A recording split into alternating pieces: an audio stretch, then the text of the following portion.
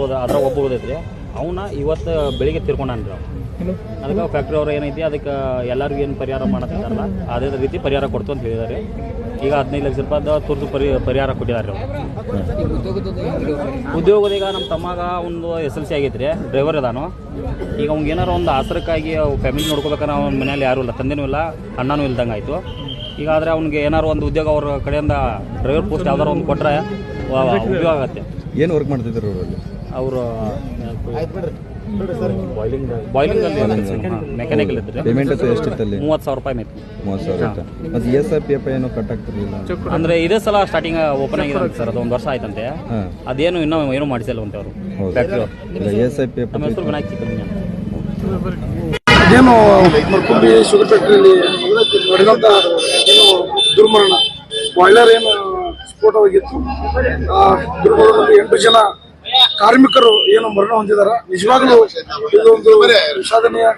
ಇಡೀ ರಾಜ್ಯದ ಜನತೆಗೆ ಮನಸ್ಸಿಗೆ ನೋವು ಒಂದು ಚೆನ್ನಾಗಿದೆ. ಆದರೆ ಏನು ಈ ಬಾಯ್ಲರ್ ಆ ಫ್ಯಾಕ್ಟ್ರಿಯಲ್ಲಿ ಈ ನಡೆದಂಥ ದುರ್ಘಟನೆಗೆ ಏನು ಸೇಫ್ಟಿ ಪ್ರಿಕಾಷನ್ಸ್ ಆಗಿ ಏನು ತಗೋತಾರ ಅದನ್ನ ವಿಫಲರಾಗಿದ್ದು ಎದ್ದು ಕಾಣಿಸ್ತಾ ಇದೆ. ಮತ್ತೆ ಇದೇನು ಇವರು ದುರ್ಮರಣದಲ್ಲಿ ಏನು ಇವರು ತಮ್ಮ ಜೀವನ ಕಳ್ಕೊಂಡಿದ್ದಾರೆ. ಈ ಕುಟುಂಬಕ್ಕೆ ಈಗಾಗಲೇ 7 ಜನರ ಒಂದು ಮೃತದೇಹ ಸಿಕ್ಕಿದೆ. ಇವತ್ತು ಬೆಳಿಗ್ಗೆ ಅವರು ಕೂಡ ಮರಣ ಹೊಂದಿದ್ದಾರೆ ಅನ್ನೋದು ಸುದ್ದಿ ಕೇಳಿ ಈಗ ಏನು PM ರಿಪೋರ್ಟ್ ಎಲ್ಲ ಕಳಿಸಿದಾರ, ಪೋಸ್ಟ್ಮಾರ್ಟಮ್ ಮಾಡಿದಾರ. ಈಗ ಅದನ್ನ ಅವರು ಊರಿಗೆ ಗ್ರಾಮಕ್ಕೆ ಕಳಿಸ್ತಾ ಇದೆ ಸರ್ಕಾರ. ಏನು ಕಾರ್ಮಿಕ ಸಚಿವರಾದಂಥ ಸಂತೋಷ್ ಲಾಡ್ ಅವರು ನಿಜವಾಗ್ಲೂ ನಮ್ಗೆ ಮನಸ್ಸಿಗೆ ನೋವಾಗ್ತದ. ಯಾಕಂದ್ರೆ ಸಂತೋಷ್ ಲಾಡ್ ಅವರು ಸದಾ ಕಾರ್ಮಿಕ ಪರವಾಗಿ ಇರಬೇಕಾದಂತ ಒಬ್ಬ ಸಚಿವರು, ಒಬ್ಬ ಜವಾಬ್ದಾರಿಯುತ ಸಚಿವರು. ಇವತ್ತು ಅವರ ಸಂತೋಷ್ ಲಾಡ್ ಅವರ ಬಗ್ಗೆ ಇಡೀ ರಾಜ್ಯದಲ್ಲಿ ಜನ ಒಂದು ಮೆಚ್ಚುಗೆಯನ್ನು ವ್ಯಕ್ತಪಡಿಸ್ತಾರೆ. ಯಾಕಂದ್ರೆ ಕಾರ್ಮಿಕರ ಪರವಾಗಿ ಸದಾ ಅವ್ರ ಬೆನ್ನಿಗೆ ಇರ್ತಾರ ಅಂತೇಳಿ ಪ್ರತಿಯೊಬ್ಬರು ಒಂದು ನಂಬಿಕೆಯನ್ನು ಇಟ್ಟಿದ್ದಾರೆ. ಆದ್ರೆ ಇಂಥ ಒಂದು ದುರ್ಘಟನೆ ನಡೆದ ಒಂದು 24 ಗಂಟೆಗಳಾದ್ರೂ ಕೂಡ ಸಂತೋಷ್ ಲಾಡ್ ಅವರು ಇದ್ರ ಬಗ್ಗೆ ಯಾವುದೇ ಒಂದು ಹೇಳಿಕೆ ಕೊಟ್ಟಿಲ್ಲ, ಮತ್ತೆ ಸ್ಥಳಕ್ಕೆ ಬಂದಿಲ್ಲ, ಇಲ್ಲಿ ಆಸ್ಪತ್ರೆಗೂ ಕೂಡ ಬಂದಿಲ್ಲ, ಮತ್ತೆ ಏನು ಆಯಾ ಕುಟುಂಬಗಳಿಗೆ ಕೂಡ ಭೇಟಿ ಕೊಟ್ಟಿಲ್ಲ. ನಿಜವಾಗ್ಲೂ ಇದು ಒಂದು ವಿಷಾದನೀಯ. ಮತ್ತೆ ಅವರಿಗೆ ಸಾಂತ್ವನ ಹೇಳುವಂತ ಕೆಲಸವನ್ನ ಕಾರ್ಮಿಕ ಸಚಿವರು ಮಾಡಬೇಕು. ಮತ್ತೆ ಶಾಶ್ವತ ಪರಿಹಾರವನ್ನ ಆ ಕುಟುಂಬಕ್ಕೆ ಮಾನ್ಯ ಸಚಿವರು ಕೊಡಬೇಕು. ಮತ್ತೆ ಸಚಿವರು ಕಾರ್ಖಾನೆಯ ಮಾಲೀಕರ ಜೊತೆ ಮಾತುಕತೆ ಮಾಡಿ, ಮತ್ತೆ ಕುಟುಂಬದ ಜೊತೆ ಮಾತುಕತೆಯನ್ನು ಮಾಡಿ ಅವ್ರಿಗೇನು ಶಾಶ್ವತ ಪರಿಹಾರವನ್ನ ಏನು 20 ಲಕ್ಷ ಕೊಡಕ್ಕೆ ಹೇಳಿದ್ರು, ಆದ್ರೆ ಈಗ 15 ಲಕ್ಷ ಅವ್ರಿಗೆ ಚೆಕ್ ಅನ್ನ ವಿತರಣೆ ಮಾಡ್ತಾ ಇದ್ದಾರೆ. ಯಾರು ಕುಟುಂಬಕ್ಕೆ ಮೃತ ಕುಟುಂಬಸ್ಥರ ಅವ್ರಿಗೆ ಚೆಕ್ ವಿತರಣೆ ಮಾಡ್ತಾ ಇದ್ದಾರೆ.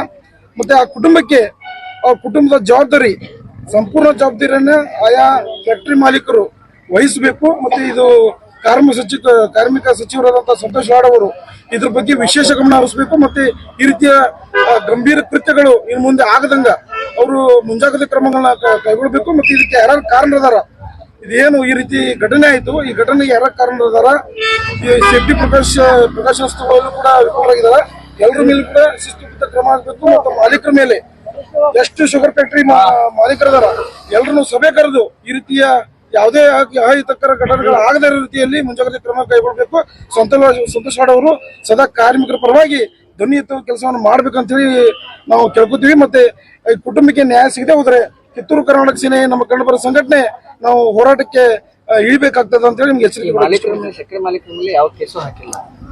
ಅದೇ ನಮಗೆ ಒಂದು ಇವು ಮಾಡ್ತಿರ್ತಂತ ಒಂದು ತಾರತಮ್ಯ ನಿಜವಾಗ್ಲೂ ಬೇಜಾರಾಗ್ತದೆ. ಯಾಕಂದ್ರೆ ಅದೇ ಜಾಗದಲ್ಲಿ ಬೇರೆಯವರು ಆಗಿದ್ರ ಅವ್ರ ಮೇಲೆ ತಕ್ಷಣ ಇವರು ಕ್ರಮ ಜರುಗಿಸ್ತಾರ, ಯಾವ್ದು ಬೇಕೋ ಎಲ್ಲ ಕಾಯ್ದೆಗಳನ್ನ ಹಾಕ್ತಾರ. ಆದ್ರೆ ಇವರು ಫ್ಯಾಕ್ಟರಿ ಮಾಲೀಕರ ಮೇಲೆ ಯಾಕೆ ಈ ರೀತಿ ಇನ್ನೂ ಶಿಸ್ತು ಕ್ರಮ ಜರುಗಿಸಿಲ್ಲ, ಯಾಕೆ ಅವ್ರ ಮೇಲೆ ಕ್ರಮ ಜರುಗಿಸಿಲ್ಲ, ಅವ್ರನ್ನ ಯಾಕೆ ನೀವು ಬಂಧನ ಮಾಡಿಲ್ಲ ಅನ್ನೋದು ನಮಗೂ ಕೂಡ ಎಲ್ಲ ಬೇಜಾರಾಗ್ತದೆ. ಯಾಕಂದ್ರೆ ಇಲ್ಲಿ ನೋಡ್ಬೋದು ನೀವು, ಬೇರೆ ಏನಾದ್ರು ಈ ರೀತಿ ಘಟನೆಗಳೇ ಆದಾಗ ಇವರು ತುಂಬಾ ವಿಳಂಬ ಮಾಡ್ತಾರ.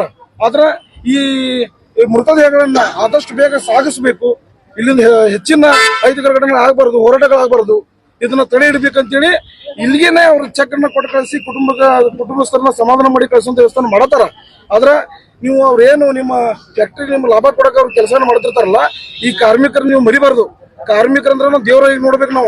ನೀವು ಬರೀ ತಮ್ಮ ಲಾಭಕ್ಕೋಸ್ಕರ ನೀವು ಈ ರೀತಿ ನಿಮ್ಮ ಫ್ಯಾಕ್ಟ್ರಿಗೋಸ್ಕರ ನೀವು ಬರೀ ನಿಮ್ಮ ಲಾಭಕ್ಕೋಸ್ಕರ ನೋಡೋದಲ್ಲ. ಕಾರ್ಮಿಕರ ಈ ರೀತಿ ಘಟನೆಗೆ ಒಳಗಾದಾಗ ಅವರ ಬೆನ್ನೆಲುಬಾಗಿ ನಿಂತು ಅವ್ರ ಕುಟುಂಬಕ್ಕೆ ಸಾಂತ್ವನ ಹೇಳಿ ಶಾಶ್ವತ ಪರಿಹಾರ ಕೊಡಬೇಕು. ಮತ್ತೆ ಸರ್ಕಾರಿ ನೌಕರಿಯನ್ನ ಕುಟುಂಬಕ್ಕೆ ಕೊಡುವಂತ ವ್ಯವಸ್ಥೆ ಆಗಬೇಕು ಅನ್ನೋದು ನನ್ನ ಒಂದು ಬೇಡಿಕೆ. ಧನ್ಯವಾದಗಳು.